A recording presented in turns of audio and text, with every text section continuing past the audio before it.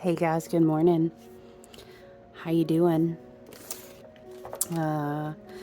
We are in our full moon window. We are in our total lunar eclipse in Taurus. Good morning to you. It's about 8:30 in the morning here.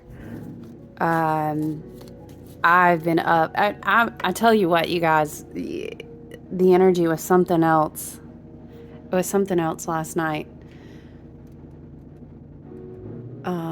I felt it just kind of coming to a head. I was up, almost multiple, I don't want to say every hour.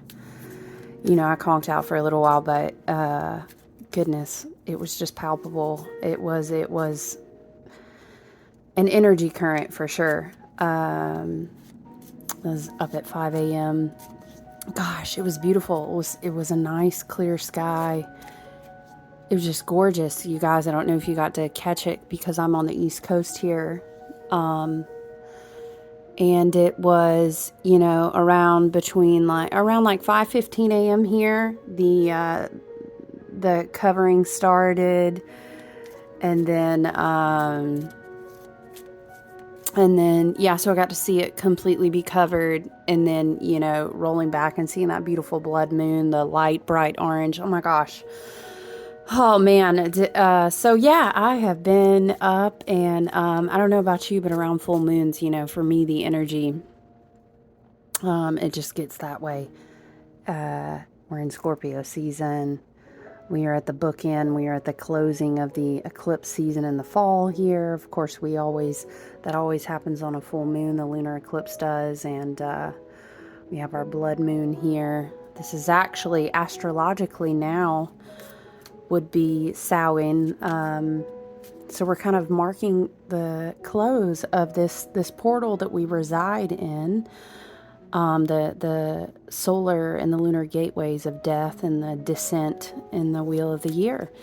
So we open this lunar cycle, obviously, with that first partial solar eclipse in Scorpio. That was on, I think, the 25th.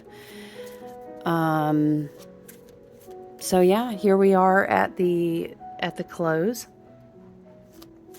and I'm going to be going in on readings, working with my full moon group today. I've got oils and candles to complete. I'm doing some detox. Well, I say candles. I haven't fully committed yet if I'm going to do definitely oils. But anyway, I just wanted to stop and take a minute this morning to chat with you about some astrology. Share some messages with you collectively.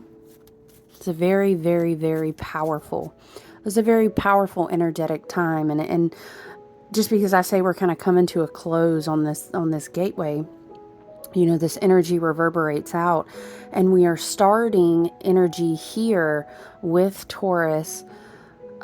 With Venus with Scorpio, we've got these ripples of energy that will even extend months and months out and will affect next year as well. So this is very impactful, resonant energy time, window. Here we have, coming out of the pre-Raphaelite tarot, we've got the 9 of Swords, and I can fully understand it. This was us being like, "Ooh, child, what time was that eclipse this morning? Because I can't sleep." And we're feeling stirrings. We've got tight pressure points with Saturn, with Uranus. We are in Scorpio season, so we are feeling the stirrings. But I remind you that the beauty of the 9 of Swords is that there is a reminder there that fear is an illusion. And when we are losing anxiety, when we're losing sleep, it almost to the level of like insomnia, worry, anxiety, nightmares, just round and round in our mental energy is chaos. That's because we are holding on too tightly to energy that is just an illusion. We are allowing something to grip us too tightly in the control of our perception.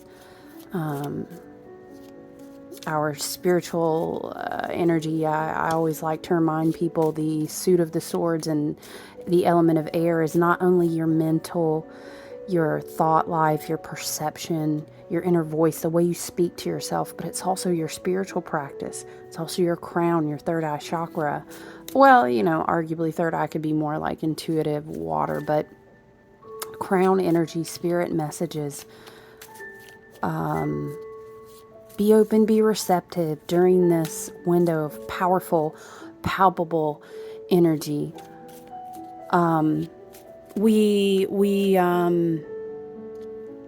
This eclipse portal has a massive alignment in astrology with what we call the nodes, the north and the south nodes. They are very fated, destiny, life cycles, lessons, soul contracts, energetic relationship contracts. Excuse me. And we signed up, we agreed to these before this incarnation.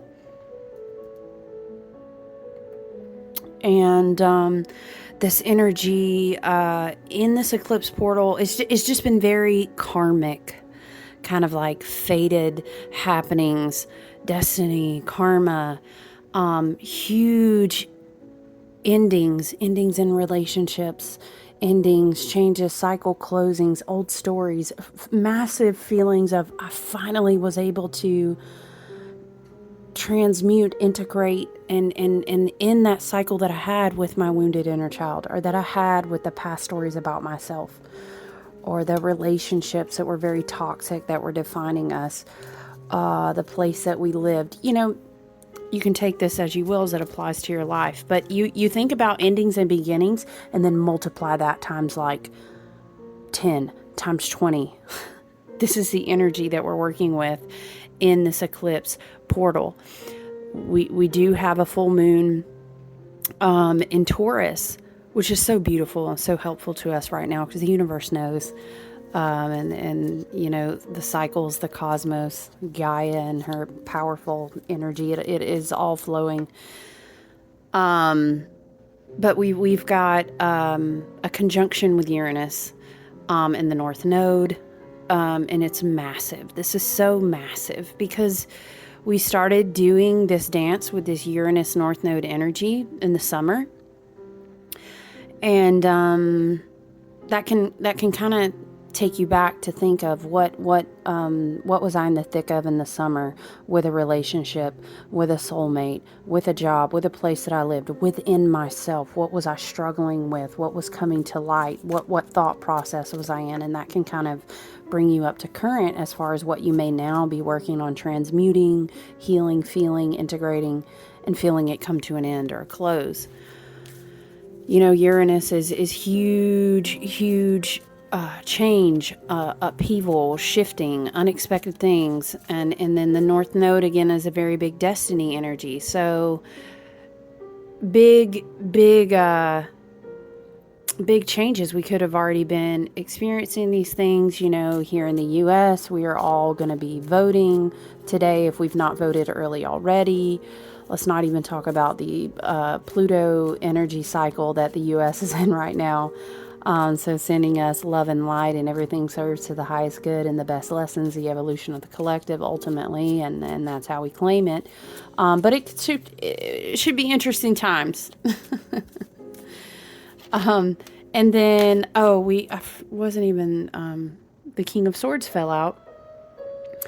You know what? That's the second Swords card that we've seen while we've been chatting with each other here. This is mental energy, mental clarity, mental focus. I keep hearing perception. Our perception is so important. The King of Swords, he is he's like a razor clear thinker, and he's very good. And this is not his first rodeo. He's seasoned. Okay, all the kings, they've been there, they've done it, they have a t-shirt, they've seen it in their element, in their experience, right? We don't become a king overnight. It's not how I don't care what anyone tells you, right? So the King of Swords, he's been through enough to learn to understand the importance of having clarity of thought. And he also balances his mental and his spiritual energy very well. He's kind of over the cycles of being mentally manipulated, of being spiritually manipulated.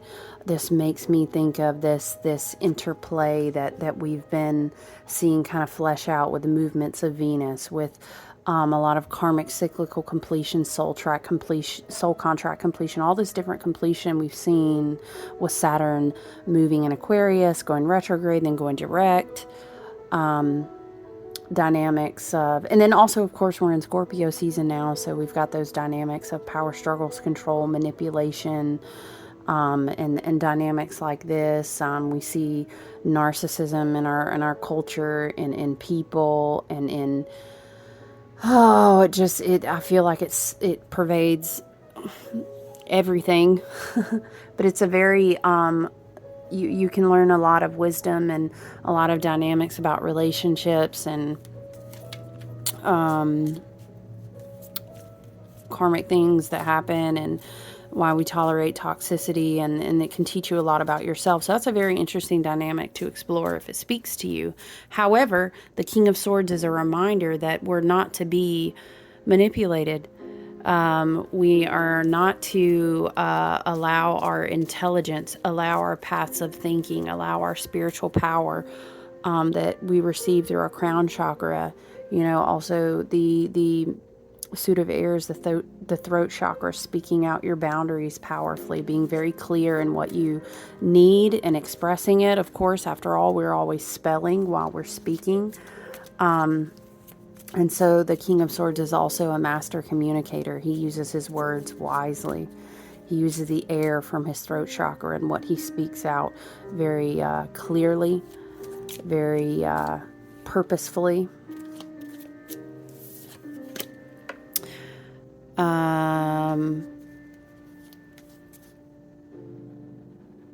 I was just kind of looking through the chart and seeing what else we may want to talk about.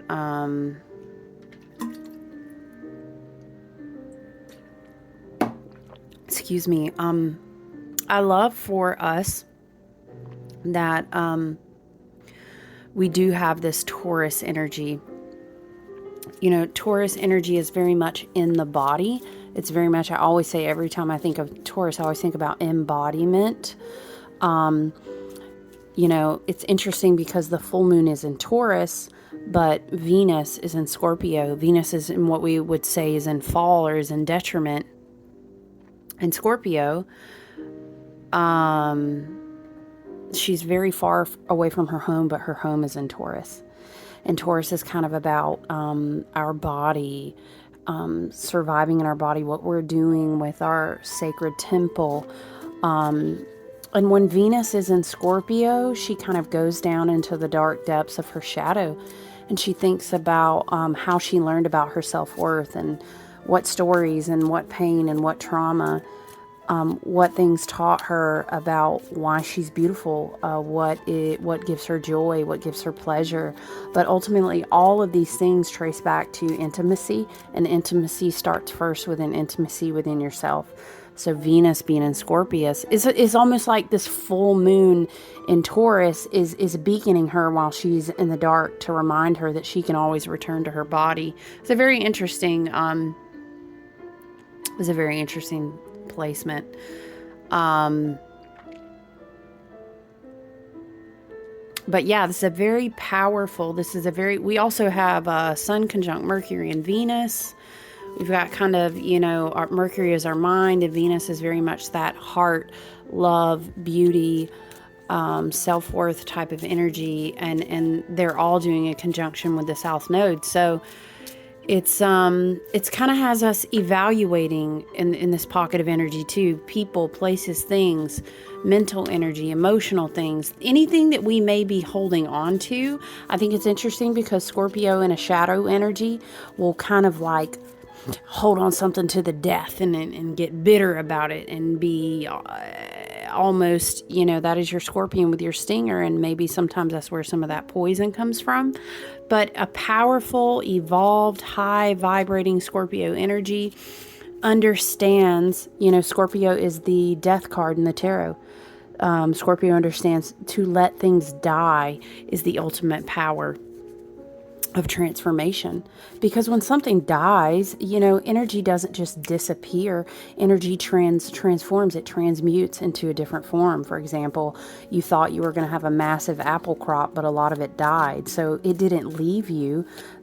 Because the seeds still fell into the soil, organic matter still nurtured your garden bed for future crops, and then you may even still grow trees out of the seeds that fell from the dead fruit. Do you know what I'm saying? So when we let things die, it's the power of release, it's the power of letting go, the willingness to relinquish control is actually extremely powerful. And it's a signal to the universe, to your higher self and your guides and your ancestors that you've matured.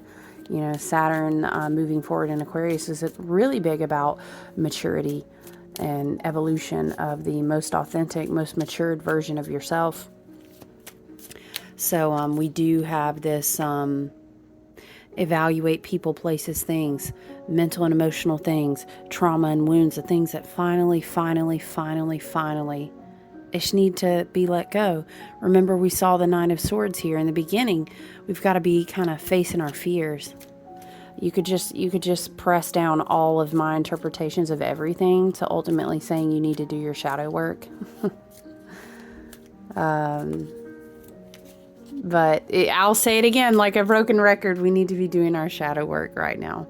It's hugely, hugely, hugely important. And very interesting, we do have this full moon in Taurus. We've got a lot of opposition against Scorpio energy, with a bunch of planets making what we call a T-square with Saturn. Saturn, he's big daddy of karma in the sky. He's the father time. He kind of wants to snap his fingers in front of your face and say, hey, take the rose-colored glasses off for a minute. Let's get fucking real with each other. Okay, that's what Saturn wants to do. We're going to be making decisions on where we're going next. We can't do now is not the time. I say to you in love and light, lovingly. Okay? Now is not the time to do the same shit that you have been doing. Do you hear what I'm saying? If your ancestors, your higher self, and your guides could say something to you, they would probably say, do your shadow work, heal yourself. And the end of 2022 is not a year, is not an energy, is not a time of you to keep doing the shit the same way you've been doing it. It's not the time. It's not the time. If you choose that, what's going to happen is you're going to remain in a low vibration. Then that is going to trigger your higher soul, your universe, your ancestors, your guides. Your frequency is going to tell the universe that you are not ready to move forward. You need more karmic lessons. You need to burn your hand on the stove a few more times so that you can really understand.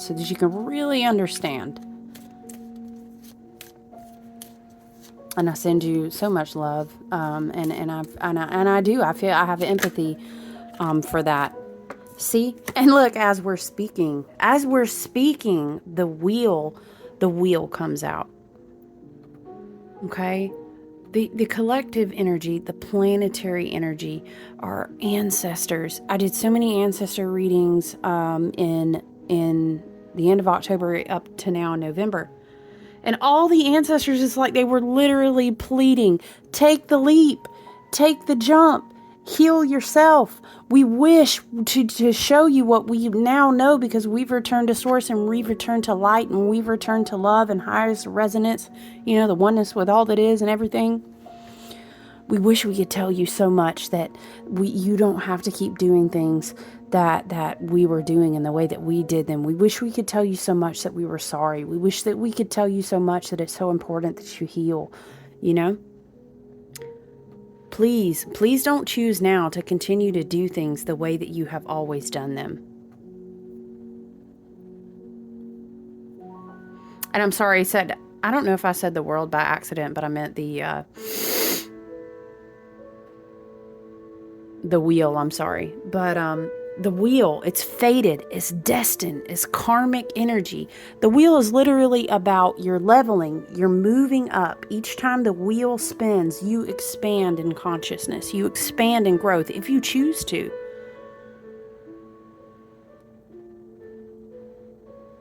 It's surrendering to what is. And I love to see that. It's surrendering to what is, because I was reading from this one astrologer that I love that is a great teacher to me this morning. And she was making this whole reference to how Saturn and Aquarius has been doing this conjunction with Uranus and Taurus, and then relating to the full moon to close the bookend of the eclipse portal. The full moon is also in Taurus. So she was talking about this Uranus and Taurus energy. We need to we need to revolutionize our perception that we carry through each day, our healing, our spiritual practice. We need to do these things in a revolutionary way, because we're going to be called to a whole new level of embodiment.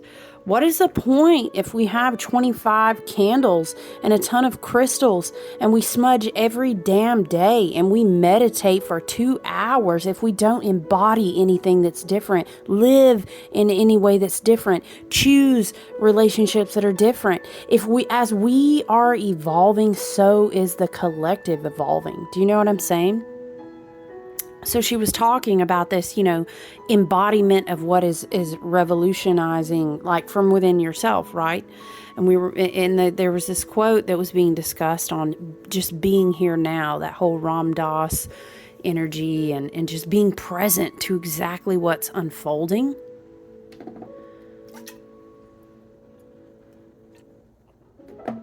Being mindful to yourself, that how your body anchors you to the 3D present. Again, Taurus is a very earthy sign. We're talking about body. Venus is ruled by Taurus.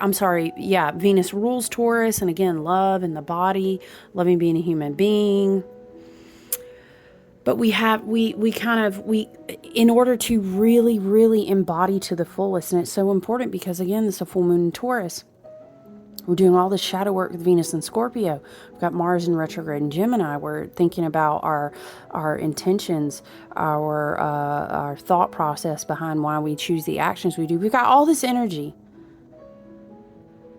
But none of this shit gonna mean jack shit if we don't embody the change. Do you know what I mean? But in order to do that, we have to wake up.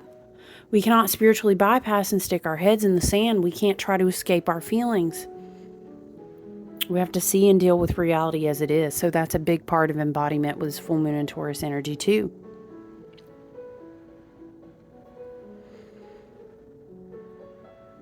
The Wheel of Fortune reminds you that you're not in control of shit. I love you.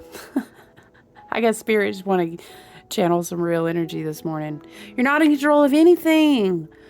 But we do live our life intentionally. We do affect things with spirit. There are loops of energy. There are predestined things. There's fate, and I'm speaking about through my own experience, of course.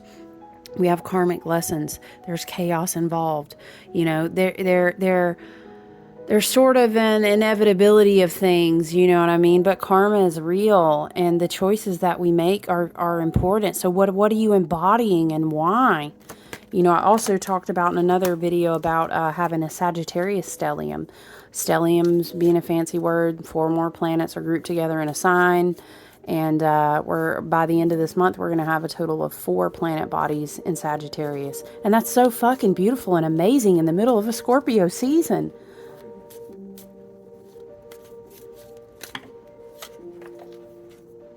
What do we have? Death. We have the Knight of Cups.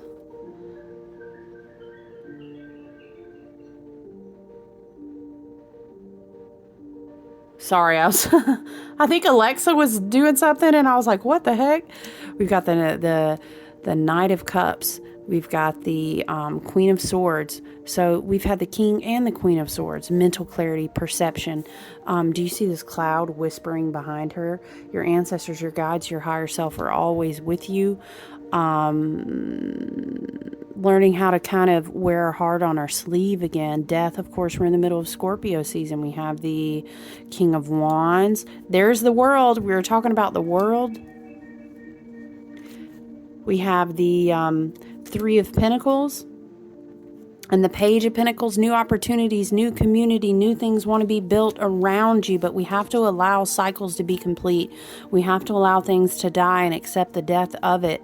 But understand that just because we do that doesn't mean we have to wall up our hearts from feeling again or trusting our intuition again.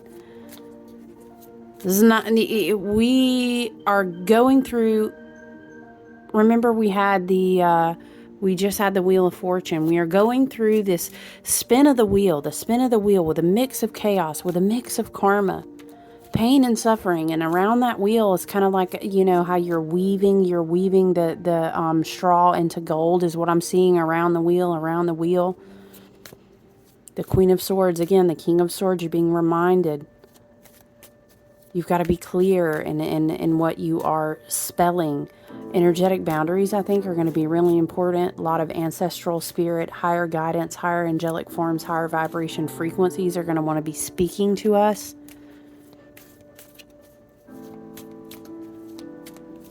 I think it's interesting to see the King of Wands energy coming out. What do we have?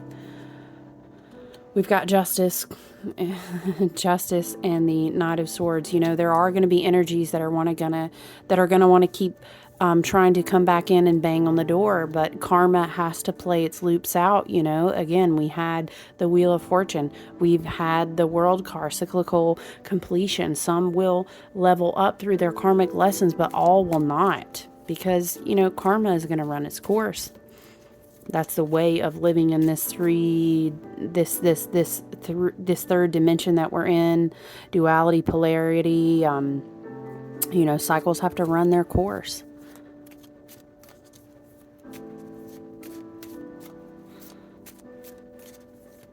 Oh, I was going to say with the King of Wands. I think that energy is really interesting because, you know, the King of Wands, that's a big divine masculine fire sign energy, you know, Leo, Sagittarius, Aries, and Mars is such a powerful fire sign, divine masculine energy. Mars is in retrograde right now. It's kind of interesting, like a slowdown on the boom, boom, boom. Let's execute action. Let's execute action. It's very ego driven. It's kind of drawing in back into alignment as we learn how to embody. We say, what is my ego driven by? You know, it's no problem to be the King of Wands. That's a powerful energy. But we have to understand what is the motivation behind that very driven egoic force. That's like saying, I love riding a powerful high-speed bullet train. Okay, but I need to make sure that it's driving in the right direction. Because if we shooting 120 miles an hour on the wrong course,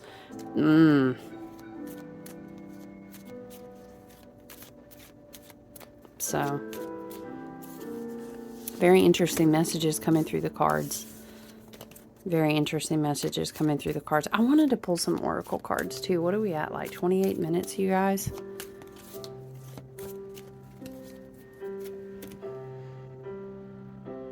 Let's do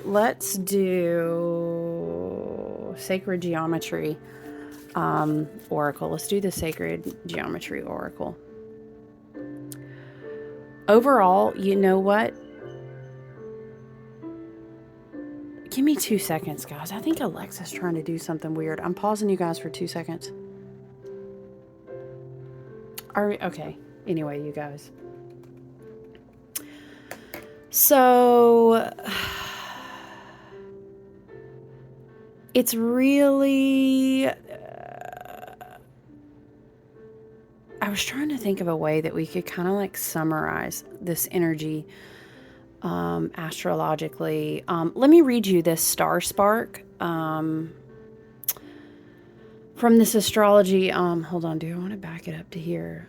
So we have sun degrees and moon degrees on the star sparks, and these are written by Elias Lonsdale. And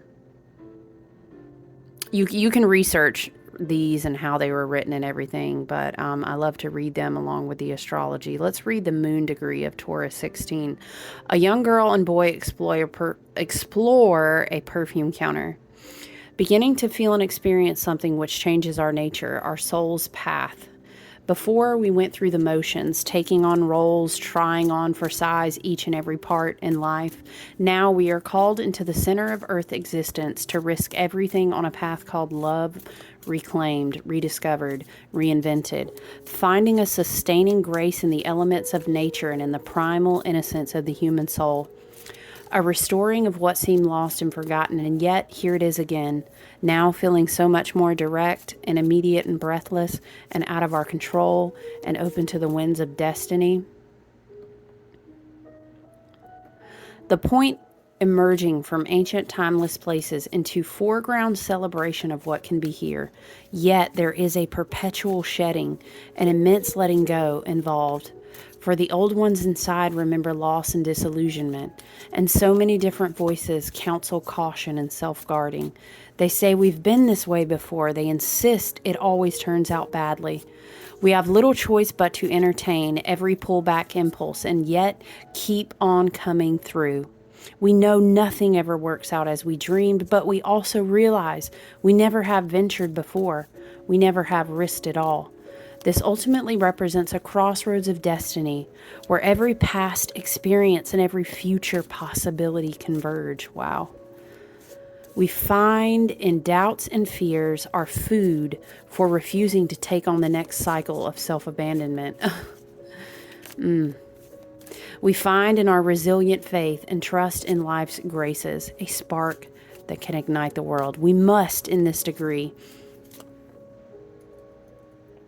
make room for every polaric extreme to play itself out as it needs to. We pull this way and we push that way, but in the deepest sense, we are simply responsive to the heart's inner call. Wow. Wow.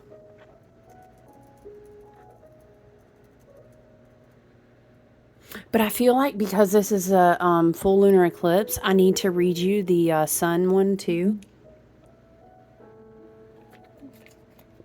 And when you contemplate these, and again, I am reading you Star Sparks by Elias Lonsdale. The first one was the moon degree. The second one is the sun degree, Scorpio 16. Chiron ferries the dead across the river Styx, being granted a task, a special assignment, living for purpose and fruition to this highly specific endeavor, faced with an especially extreme trial. Oh man, can you relate? Yet, as well escorted, accompanied, watched over exceedingly closely, and supported in fulfilling what has been begun. Excuse me. The requirement is that the soul stay within itself and keep its own counsel, saying very little and showing only what fits the objective situation. Oh, bless, if we could all just learn to say less. This allows complete concentration upon living inside the threshold, closer to death than life, and not making this an issue with those who cling to life and seek a world unshadowed by death. The trial is that the personal soul gains nothing, goes nowhere, has no rewards to show for its arduous efforts, and usually the personal soul will rebel, will run riot, will protest and call attention to the unfairness, the heaviness, the grim necessity way of life as not to be endured. Along this projectile of intent to be joyously doing as the self pleases is a sham, not even appealing. All the dramatics are after the fact. Everything has been agreed to. The contrast is signed. The consequences are given. The impersonal soul is entirely committed to living with other worlds in spirit guidance, with very little outer identification with basic human stuff. The task at hand is crucial. And in a larger sense, it involves bringing worlds together inside. So many pivotal inner planes, tasks can be taken up here. Perhaps the outer consciousness self will hardly know what is happening, but it is obvious to those who see. There is this enigmatic gaze of one whose focus lies elsewhere and who knows the mysteries as the real pulse of Earth life.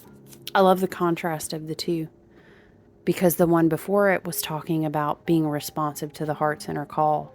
And now this one is talking about the polarity of that, of having to serve a larger sense of a soul purpose. Very interesting dynamic, considering we're at a lunar eclipse and the dynamic between the light and the dark. Scorpio and Taurus, Sagittarius stellium, a blast of light up from the bottom of the ocean with the scorpion. I love the beautiful contrast. All right, let's look at what we have. Hexahedron cube. All right, let's read it.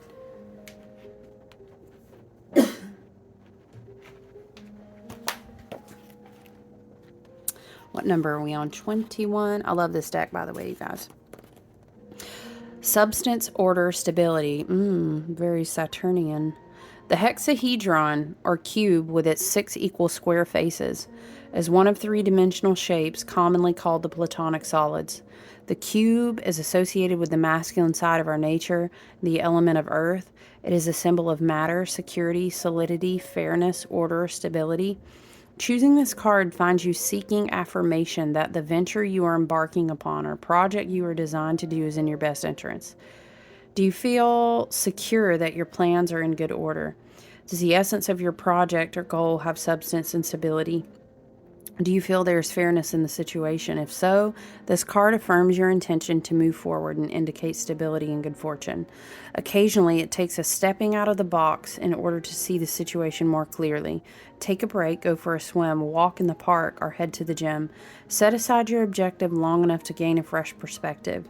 Now look again at the substance of your inquiry with a refreshed attitude and realize the order in your manifestation. So, I think it's very interesting to pull this card, considering Saturn going in direct in Aquarius and the irony of having to make choices, having to determine, having to set stuff aside, having to let go of some things to let them die, but to also be thinking out of the box, but understanding at the same time the box still exists. Do you understand? Are you seeing a polarity, a duality that we're being shown here? And how we have to find balance in the middle. I want to see what's on the bottom. Hold on. I have a bunch of these cards upside down. What do we have? Stone stories. Yes, I love that for us with Taurus Earth energy. Number 24. Let's read stone stories. Messages, listening, and hearing.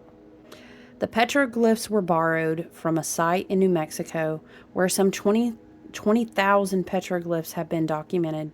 The step fret geometry embedded in this image mirrors the glyphs and the rock art. Stones and crystals are planetary record keepers.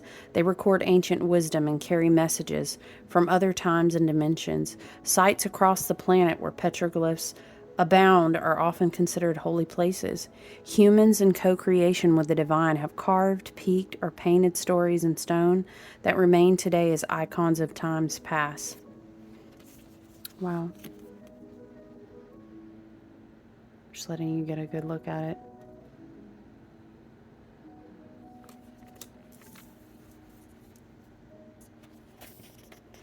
This card asks you to hear the stories that stones have to tell. What will it take for you to decipher their messages? Seek to quiet your mind and listen with your intuitive senses. Stones reveal meaning when you pay attention and tune into their ancient stories. As you sit with crystals, petroglyphs, and stones at sacred sites, or simply sit in nature, recognize that you will hear their messages when you learn to listen. Finally, this card requests that you understand how learning to listen will improve your ability to understand far more than these stone stories. You are asked to consciously listen and truly hear every facet of creation, including the people around you and the voice within your own heart. Interesting that we would pull that card because we were just talking about the before being responsive to the heart's inner call. Very much beautiful.